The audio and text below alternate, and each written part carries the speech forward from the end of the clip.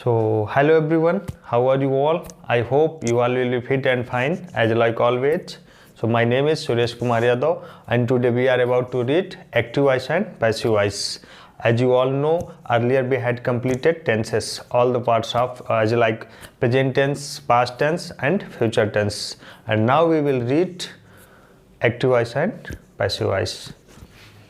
Active voice and passive voice. Active जिसमें हमारी कर्ता की प्रधानता होती है, जिसमें कर्ता स्वयं कार्य करता है, एंड पैसिव वॉइस वो है जिसमें कर्ता स्वयं कार्य न करके कर्म के द्वारा कार्य किया जाता है या कर्म कार्य करता है। कर्म की प्रधानता होती है उसको हम पैसिव वॉइस बोलते हैं, और जिसमें कर्ता की प्रधानता होती है, जैसे आई टीच इंग्लिश। सो मैं अंग्रेजी पढ़ाता हूँ, यहाँ मैं करता हूँ और मैं स्वयं काम करता हूँ। देन पैसिव में देखेंगे the English is taught by me. So अंग्रेजी मेरे द्वारा पढ़ाई जाती है। देखते हैं, let's see present indefinite tense simple. So सबसे पहले हम लिखेंगे, एक सेंटेंस लिखते हैं और सेंटेंस हमारा रहेगा एक्टिव वॉइस में, जैसे वह पुस्तक पढ़ता है। He reads the book.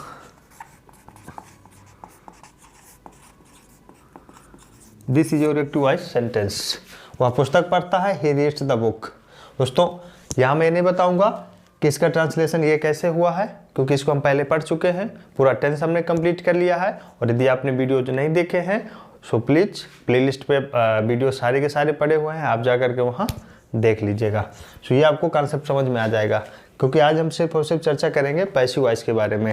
लेकिन एक्टिव से पैसिव वॉइस बनता कैसे है, इसलिए इसको लिखना जरूरी है। लेकिन इसको ट्रांसलेट कैसे किया जाता है, इसका वीडियो अगर आपको इसके बारे में अगर जानना है तो इसका वीडियो आपको मिल जाएगा प्लेलिस्ट में। और आप जहाँ सीक्वेंस से देखेंगे, प्रेजेंट इंडेफिनिट से लेकर के फ्यूचर परफेक्ट कंटिन्यूस तक के आपको सारे के सारे वीडियोज मिल जाएंगे, सिंपल सेंटेंस में, नेगेटिव में, इंट्रोगेटिव के तीनों पार्ट्स में। अब हम इसको ट्रांसलेट करते हैं या कन्वर्ट करते हैं किसमें, पैसिव में। So the book is read by him. This is your passive sentence.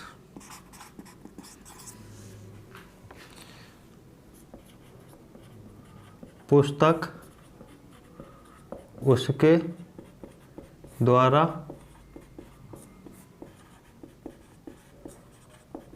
पढ़ी जाती है। वह पुस्तक पढ़ता है, ये एक्टिव वॉइस का सेंटेंस है, जिसमें वो कोई व्यक्ति है, थर्ड पर्सन प्रोनाउन है, जो कि वो काम स्वयं कर रहा है, वो स्वयं पढ़ने का ठेका ले रखा है, वो खुद ही पढ़ रहा है। तो वह पुस्तक पढ़ता है। यहाँ आप देख पा रहे हैं पैसिव में पुस्तक उसके द्वारा पढ़ी जाती है। पुस्तक को पहले महत्व दिया गया है, पहला स्थान दिया गया है कि पुस्तक है जो किसी व्यक्ति के, थर्ड पर्सन व्यक्ति के माध्यम से पढ़ी जा रही है, यानी कोई व्यक्ति है और उसको पढ़ रहा है। तो सब्जेक्ट का रोल प्ले कर रही है यहाँ पुस्तक। यहाँ की जो कोई व्यक्ति था, प्रोनाउन है थर्ड पर्सन का, वो स्वयं काम कर रहा था, लेकिन यहाँ जो पुस्तक को पढ़ने का काम है किसी तीसरे व्यक्ति के माध्यम से किया जा रहा है। अब हम देखेंगे इसका रूल कि पैसिव वॉइस से बनता किस तरीके से है। सो डायरेक्टली आप यहाँ से भी देख सकते हैं, जैसे ये द बुक क्या हो जाएगा, अगर यहाँ से द बुक को उठाते हैं तो ऑब्जेक्ट है। सो हम लिख सकते हैं सबसे पहले ऑब्जेक्ट। देन आप देख पा रहे हैं इज लगा हुआ है, तो क्योंकि ये प्रेजेंट इंडेफिनिट टेंस का है और सिंपल है, तो जब तक प्रेजेंट इंडेफिनिट चलेगा तो उसको पैसिव वॉइस में बनाएंगे तो हेल्पिंग वर्ब इसमें लगेगी, आगे की लगती है। जैसे अगर प्रेजेंट की हम बात कर रहे हैं, प्रेजेंट टेंस पढ़ रहे हैं किसी का भी, तो उसके आगे वाली जो हेल्पिंग वर्ब आएगी उसको हम यूज करते हैं। जैसे प्रेजेंट का है तो प्रेजेंट कंटिन्यूस की हेल्पिंग वर्ब आएगी, और प्रेजेंट कंटिन्यूस की हेल्पिंग वर्ब हम सभी जानते हैं, इज एम आर।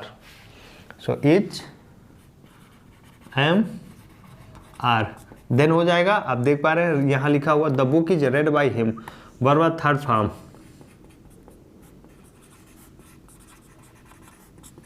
देन आ जाएगा बाय, देन आ जाएगा subject plus others.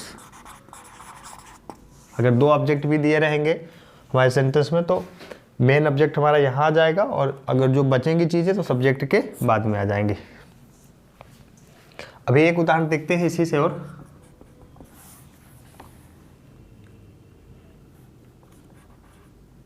Way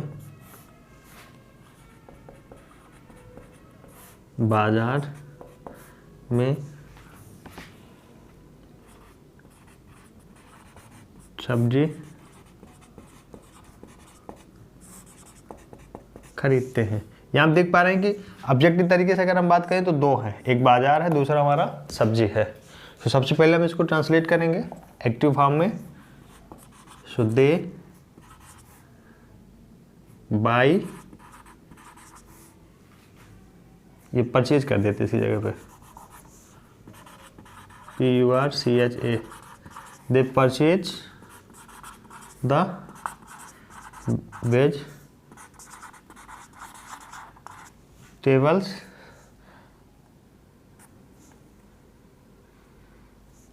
in the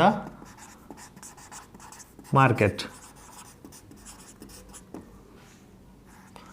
they purchase the vegetables in the market, वो बाजार में सब्जी खरीदते हैं।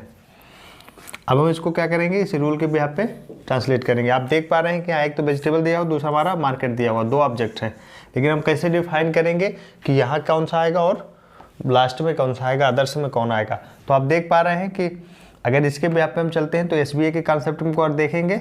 सब्जेक्ट वर्ब एग्रीमेंट जो हमारा है, यानी सब्जेक्ट आएगा, हेल्पिंग वर्ब अगर लगेगी तो हेल्पिंग वर्ब हो जाएगा। उसके बाद हमारा वर्ब का क्रिया आता है, वर्ब का क्रिया के बाद वर्ब आता है एंड वर्ब के बाद हमारा ऑब्जेक्ट आता है। सो यहाँ देखेंगे ऑब्जेक्ट के रूप में ये वर्ब है, वर्ब के बाद हमारा ऑब्जेक्ट आया है vegetables. So simply we will write here the vegetables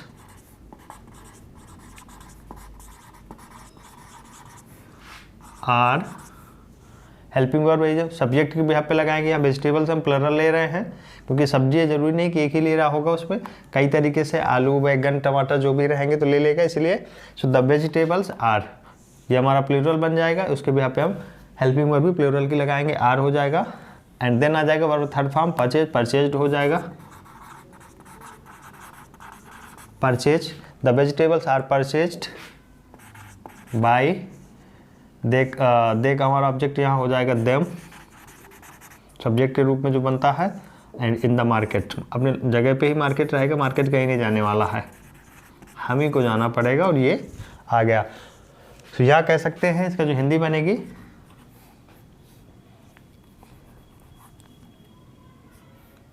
बाजार में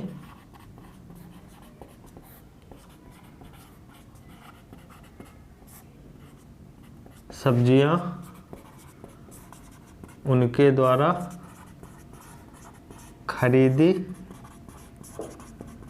जाती हैं।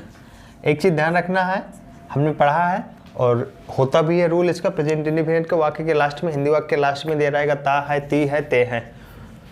सो वाक्य चाहे हमारा एक्टिव वॉइस में रहे या फिर पैसिव वॉइस में रहे, लास्ट में अगर हमारा जो रहेगा बेसिक पहचान में तो ता है, ती है, ते हैं में से न कोई एक रहेगा ही रहेगा, चाहे एक्टिव फॉर्म में रहे या फिर पैसिव में रहे। तो आप देख पा रहे हैं कि वो बाजार में सब्जी खरीदते हैं, कोई वो लोग हैं जो स्वयं काम कर रहे हैं। यहाँ की बाजार में सब्जियाँ उनके द्वारा खरीदी जाती है, सब्जियों को पहला स्थान मिला है, इसके बाद उनके द्वारा काम किया जाता है।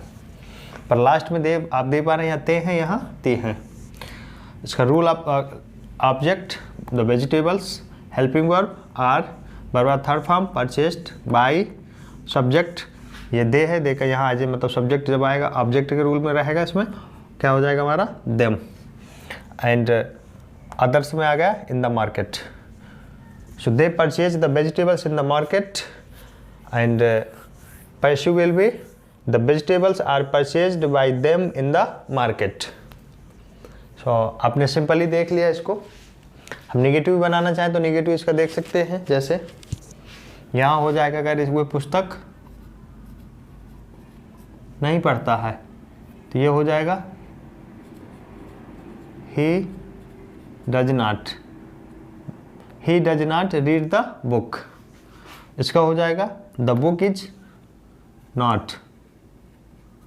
सब बस यही रहेगा, इसका कॉन्सेप्ट चेंज हो जाएगा। इसीलिए मैं बोल रहा हूँ कि अगर यहाँ आपको कन्फ्यूजन लग रहा है तो आप वो जाकर के वीडियोज देख लीजिएगा और आपका जितना भी डाउट्स है पूरा क्लियर हो जाएगा। The book is not read by him.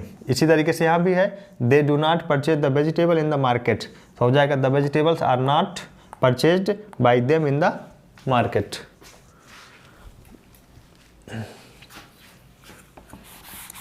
तो अभी हम देख लेते हैं, नेगेटिव देख लिया है,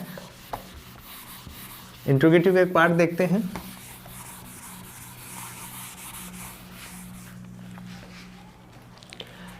इंट्रोगेटिव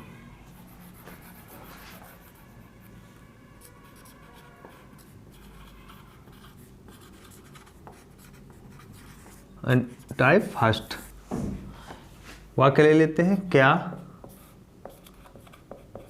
आप खाना खाते हैं? This is your sentence present indefinite interrogative type first. क्या आप खाना खाते हैं? Do you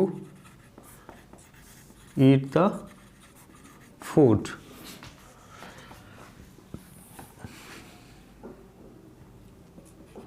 is the food eaten by you?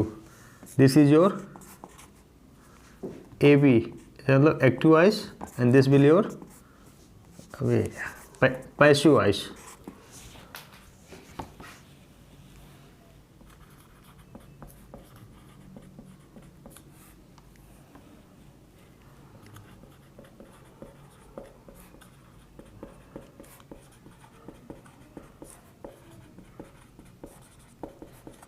This will be Hindi.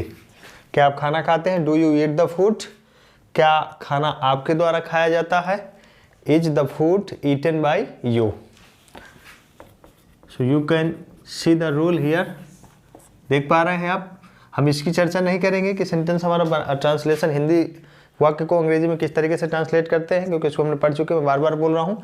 सिर्फ और सिर्फ हम बात करने वाले ये हैं। लेकिन एक चीज़ ध्यान रखिएगा, अगर जब आपको कॉन्सेप्ट ये मालूम रहेगा तभी you will be able to know और लर्न पैसिव फॉर्म।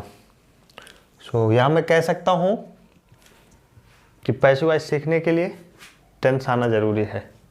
अगर आपको टेंस आ रहा है तभी आप सही तरीके से सीख पाएंगे, और नहीं आ रहा है सो प्लीज़। अभी देखिए रूल, पैसिव का ही रूल मैं लिख रहा हूँ। आप देख पा रहे हैं हेल्पिंग वर्ब हो जाएगा हमारा is, am, are plus object plus verb third form plus by plus subject plus others and in last question mark. This will be your rule to translate active voice into passive voice. आप बना सकते हैं और दूसरा वाक्य भी बना सकते हैं। जैसे मैं हिंदी नहीं लिखता हूँ, सिर्फ सेंटेंस ही लिख लेता हूँ कोई। Do you go to, do you go to Kanpur? क्या आप कानपुर जाते हैं? Is Kanpur gone by you? क्या कानपुर आपके द्वारा जाया जाता है? एक चीज़ और ध्यान रखना है, यहाँ हमने हेल्पिंग वर्ब डू यूज किया है, और डू जो कि हम जब हमारा सब्जेक्ट प्लूरल रहता है तभी यूज करते हैं, लेकिन हमने यहाँ इज यूज किया। तो देख, एक चीज़ ध्यान देना है, डू का हम यूज इसलिए, सब्जेक्ट हमारा यू था, सो यू के लिए हमने डू का यूज किया है, लेकिन यहाँ हमारा ऑब्जेक्ट के यहाँ पे हेल्पिंग वर्ब को यूज करना है, क्योंकि ऑब्जेक्ट ही सब्जेक्ट का रोल प्ले कर रहा है। सो कानपुर है, एक है जो कि हमारा सिंगुलर है, इसलिए हमने इज का यूज किया, यानी कि यहाँ इज का यूज होगा। अभी जैसे एक वाक्य देखते हैं, does Ravi eat the mangoes? This is your active voice sentence. क्या रवि आम खाता है? Does Ravi eat the mangoes? So here हो जाएगा are mangoes eaten by Ravi. ये यहाँ तक का जो था आपका एक्टिव वॉइस है इधर वाला, और ये जो पार्ट रहेगा आपका पैसिव रहेगा। This is A B. आपने देखा do you go to Kanpur, यहाँ हमारी जो हेल्पिंग वर्ब लगी हुई है प्लूरल के फॉर्म में लगी हुई है, बट यहाँ पैसिव वॉइस बनाने में ये जा रहा है क्योंकि यहाँ ऑब्जेक्ट कानपुर है। यहाँ आप देख पा रहे हैं डच, जो कि थर्ड एक व्यक्ति है और सिंगुलर सब्जेक्ट है, जिसके बिहाफ पे हमने डच का यूज किया हेल्पिंग वर्ब। पर यहाँ आप देख पा रहे हैं कि हेल्पिंग वर्ब हमारा आर आ रहा है जो कि प्लूरल है। सो आप यहाँ देख पा रहे हैं यहाँ रवि के बिहाफ पे डच यूज हुआ है, बट यहाँ जो आर आ रहा है वो मैंगोज के बिहाफ पे आ रहा है। सो एक काम नहीं है, ज़्यादा मैंगोज हैं। सो ऑब्जेक्ट यहाँ सब्जेक्ट के रूप में मैंगोज आ रहा है, इसलिए आर का यूज किया। So are mangoes eaten by Ravi. And इसी में हम नेगेटिव ऐड कर सकते हैं, जैसे क्या आप खाना नहीं खाते हैं, क्या आप खाना नहीं खाते हैं। So do you not eat the food, ये हो जाएगा is the food not eaten by you. तो आप देख पा रहे हैं क्या आप खाना खाते हैं, डू यू ईट द क्या आप खाना नहीं खाते हैं, do you not eat the food. And in passive form is the food not eaten by you. So इसी तरीके से यहाँ भी कर सकते हैं do you not go to Kanpur, is Kanpur not gone by you, does Ravi not eat the mangoes, are mangoes not eaten by Ravi. तो आसान है, कॉन्सेप्ट को समझना ज़रूरी है। कॉन्सेप्ट अगर हम समझे रहेंगे हमें आएगा। सो कोई भी चीज़ कठिन नहीं है, और इसीलिए मैंने 10 से शुरुआत करी थी, क्योंकि अगर हम इंग्लिश की बात कर रहे हैं तो किसी भी क्षेत्र में जाएं, कोई भी पार्ट पढ़ें इंग्लिश का, without knowing tense we will not be able to learn the things, right? As like read, as like speak, as like we can say. So कहने का मतलब यही है कि आपको चीज़ें सीखना पड़ेगा, और यदि आपके अंदर जिज्ञासा है चीज़ों को जानने की, सो आप सीख सकते हैं। और सीख करके जो कहीं ना कहीं हमारे मन में कमी थी कि इंग्लिश सब्जेक्ट जो है, इंग्लिश लैंग्वेज जो है वो कठिन है, सो ऐसा कुछ है नहीं है, आसान है। दुनिया में कोई भी चीज़ असंभव नहीं है, कठिन नहीं है, बशर्ते बंदे के अंदर चाहत होनी चाहिए, जज्बा होना चाहिए करने के लिए। एंड आप सभी लोग कर सकते हैं। और अब मैं तो यही कहूँगा कि आप शुरू से वीडियोज देखिए, और आप शुरू से देखेंगे सो चीज़ों को आप जब सीक्वेंस में सीखेंगे और पूरा का पूरा आपको बेस मजबूत रहेगा, आपका कॉन्सेप्ट क्लियर रहेगा, सो आप आगे वाली चीज़ें आसानी से कैप्चर कर पाएंगे। सो ये क्लास हम यहीं ख़त्म करते हैं। और यदि चैनल को अभी तक सब्सक्राइब नहीं किया है सो प्लीज़ सब्सक्राइब कर लीजिए। वैसे भी ढेर सारे आपने सब्सक्रिप्शन ले रखे होंगे, हो सकते हैं कि ऐसे सब्सक्रिप्शन होंगे जिनको आप कभी गलती से देखते भी नहीं होंगे, वहाँ जाते भी नहीं होंगे। सो एक और ले लेंगे तो कोई नुकसान नहीं होने वाला है, बल्कि कुछ ना कुछ मिलने वाला है। और आप चीज़ों को शेयर करिए और लोगों के साथ में करिए, क्योंकि अपना मिशन है कि इंग्लिश को एकदम आसान लैंग्वेज बनाना है। जैसे कि हमारे अंदर मानसिकता बनी हुई है कि बहुत कठिन है, और उन लोगों के लिए स्पेशली कठिन है जिन्होंने ये तो सही तरीके से पढ़ा नहीं है, या शुरू से डर रहा उनके प्रति कि उन्होंने पढ़ने की कोशिश नहीं करी है। बट डजेंट मैटर, अब आप एक सही प्लेटफॉर्म पे आ गए हैं, और आप अगर अभी भी सीखना चाहते हैं, आपके पास में समय है, आप सीख सकते हैं। और सीख करके जो सपना आपके मन में अधूरा रह गया है, so you can fulfil that dream.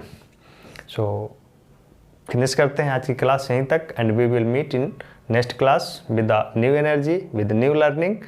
Thank you so much and have a great